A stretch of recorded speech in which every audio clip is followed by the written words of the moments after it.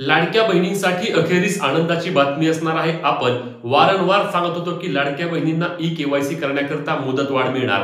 आज सकाळच्या व्हिडिओमध्ये आपण स्पष्टपणे सांगितलं होतं की ही मुदतवाढ मोठ्या प्रमाणावर असणार आहे आणि तेच झालं असून लाडकी बहीण योजनेच्या ई-केवायसी करण्याकरता आता 31 डिसेंबर 2025 पर्यंत मुदतवाढ देण्याचा निर्णय घेतला आहे।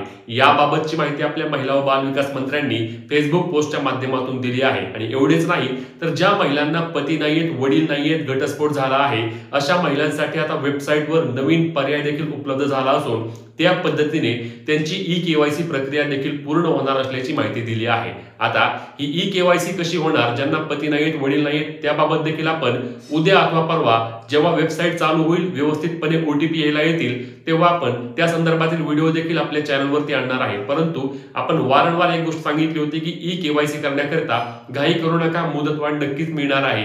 येत्या काही महिन्यांमध्ये इलेक्शन आहेत आणि या इलेक्शनच्या पार्श्वभूमीवर लाडक्या बहिणींचे मत हे सरकारला अत्यंत महत्त्वाचे असणार आहे। म्हणूनच लाडक्या बहिणींसाठी ही मोठी मुदतवाढ असणार आहे। त्यामुळे तुमची ई-केवायसी झाली नसेल तर लगेच घाबरून जाण्याची तुम्हाला आवश्यकता नाही। आणि हो, नोव्हेंबर महिन्याचा हप्ता ज्यांची ई-केवायसी झाली नाही त्या देखील महिलांना मिळणार असल्याने कुठल्याही प्रकारे तुम्हाला घाबरून जाण्याची गरज नाही। व्यवस्थित पद्धतीने ई-केवायसी करा। अजूनही तुमच्या आधार कार्डला मोबाईल नंबर लिंक नसेल तर वेळ आहे, आधार कार्डला मोबाईल नंबर लिंक करून घ्या आणि मग तुमची ई-केवायसी प्रक्रिया योग्य पद्धतीने पूर्ण करून घ्या। याबाबत तुमचे जे काही प्रश्न असतील ते आम्हाला कमेंटमध्ये नक्की विचारा आणि अशाच कामाच्या माहिती आणि अपडेटसाठी पेजला फॉलो आणि चॅनलला सबस्क्राइब करा। जय महाराष्ट्र।